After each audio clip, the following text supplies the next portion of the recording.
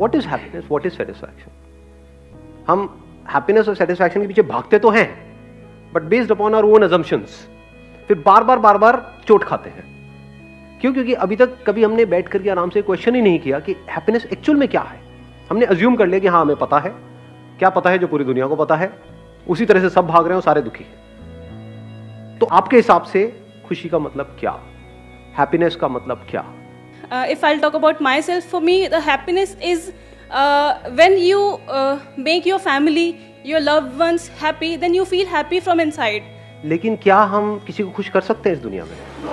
क्योंकि उनकी खुशी हो सकता है आपकी खुशी से बिल्कुल ऑपोजिट हो। अब क्या करोगे?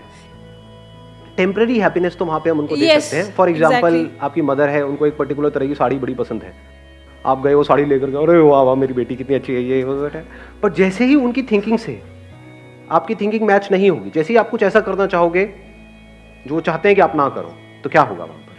That time definitely they'll feel a bit sad. Not just they, क्योंकि आपकी हैप्पीनेस अब कनेक्ट किससे हो गई? उनकी खुशी से। Yes. तो वो सैड हुए तो आप क्या आप खुश हो जाओगे या आप और Definitely दुखी I'll हो be जाओगे? unhappy.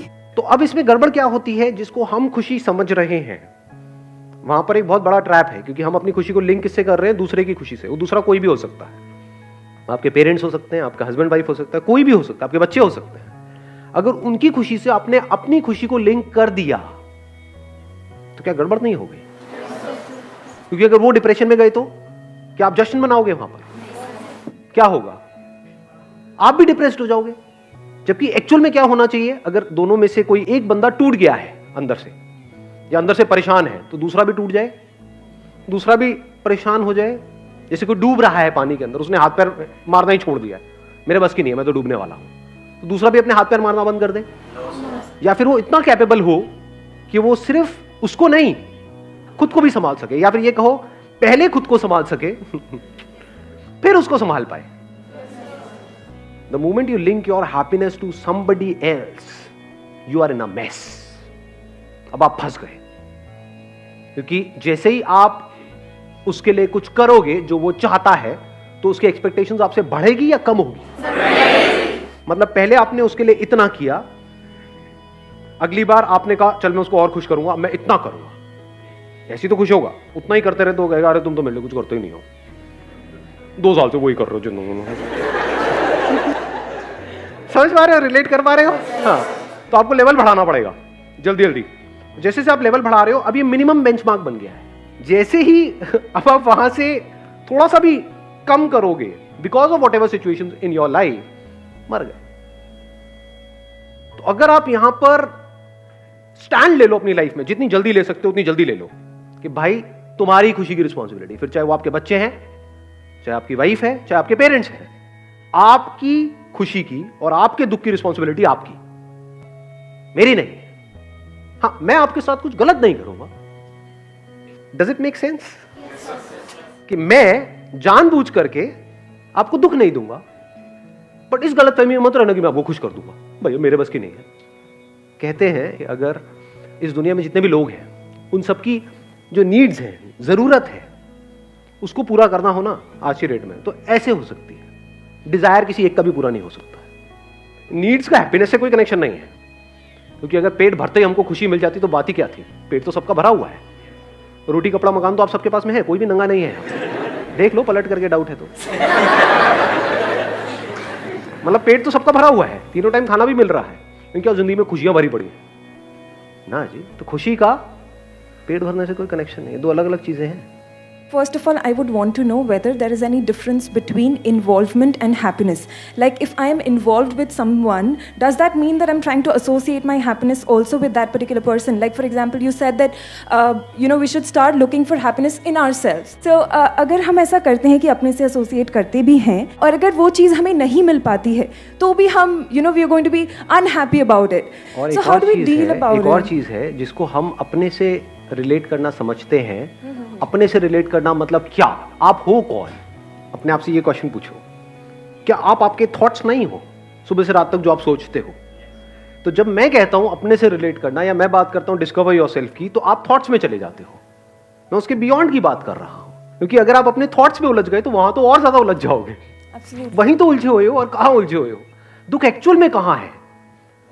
भूख तो खाने से रिलेटेड है, चीजों से रिलेटेड है। दुख किससे रिलेटेड है? यहीं पे तो है सारा दुख। एक्चुअल में दुख कहां है? समझ पा रहे हो, देख पा रहे हो इस सच को? सबसे पहले अगर एक्चुअल में लाइफ को समझना है ना, इस आइदर और से बाहर आओ। हम आइदर और में चलते हैं। हम क्या सोचते हैं, या तो इधर भागते हैं या उधर भागते हैं। या हम हैप्पीनेस का मतलब समझते हैं इन्वॉल्वमेंट, या इसका एक अपोजिट पकड़ लेते हैं डिटैचमेंट। ऐसा भी तो हो सकता है दोनों ही हैप्पीनेस हो। क्या कंप्लीट इन्वॉल्वमेंट हैप्पीनेस है या नहीं है? जब भी खुश होते हो, क्या बिना इन्वॉल्व हुए खुश होते हो?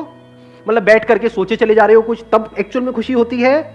या किसी पर्सन के साथ में पूरी तरह से इन्वॉल्व हुए पड़े हो कुछ देर के लिए, तब खुशी होती है? किसी काम के बारे में सोच रहे होते हो, उसको खुशी बोलते हैं? या ऐसा कुछ कर रहे हो which are really passionate of doing, तब खुशी होती है? देख पा रहे हो इस सच को? या सोच सोच करके कर रहे हो, बहुत दिमाग लगा रहे हो, करूं ना करूं, नहीं नहीं नहीं मुझे डिटैच होकर के करना है। Badminton, I love badminton, but मेरे को डिटैच होकर के बैडमिंटन खेलना है, कि बैडमिंटन से प्यार ना हो जाए। हो गया और कल को मेरे को बैडमिंटन खेलना नहीं मिला तो क्या होगा? मैं कहां जाऊंगा? तो इससे अच्छा खेलो ही मत। ऐसा होता है नहीं होता है? मैंने बैडमिंटन का एग्जांपल दिया, यहां पे आप किसी बंदी को भी लगा सकते हो बीच में।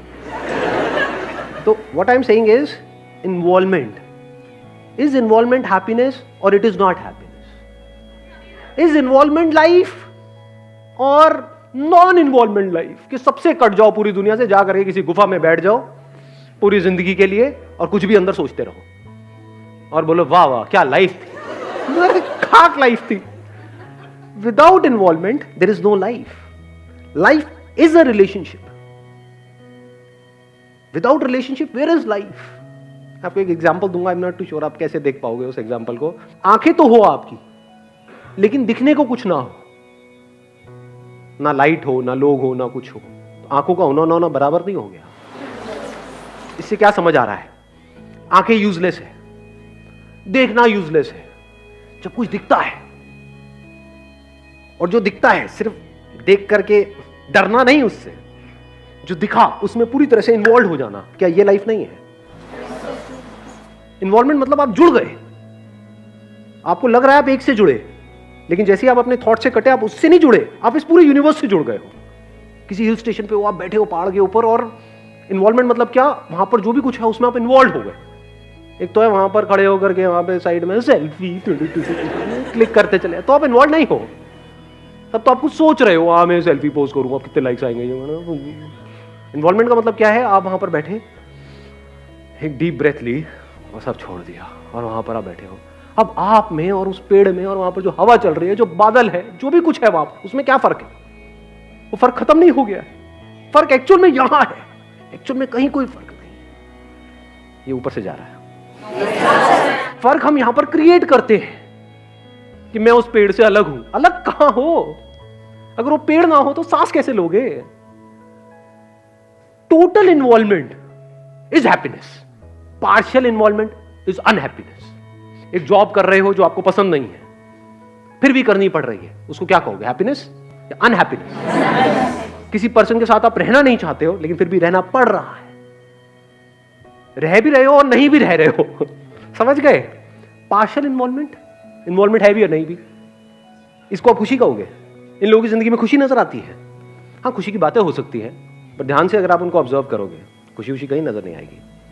खुशी का जो पैमाना है वो क्या है, कि अगर आप किसी बंदे के साथ बैठे हो, बंदा बंदी वॉटेवर, उनके साथ बैठे हो और बिना कुछ करे भी अगर वो टिक करके बैठ सके घंटों तक बिना फड़फड़ाए, तो समझ जाओ लाइफ से सेटिस्फाइड है।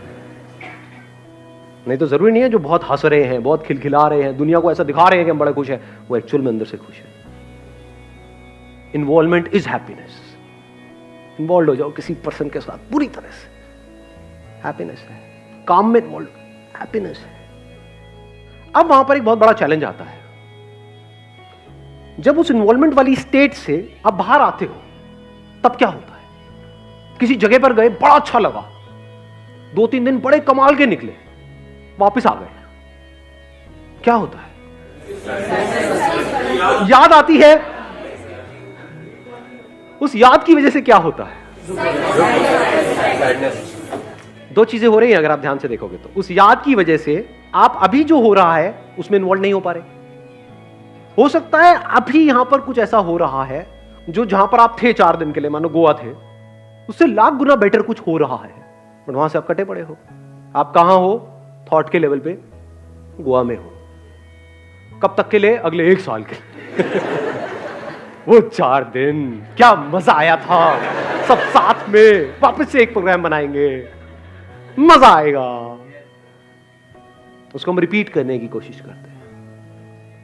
तो जब आप रिपीट कर रहे हो, दैट मीन्स अभी जो हो रहा है उसमें आप इन्वॉल्व नहीं हो, उससे आप डिस्कनेक्ट हो गए हो, और जिसकी यादें पड़ी हुई हैं उसमें आप इन्वॉल्व हो नहीं सकते हो, because memory of a thing is not the thing.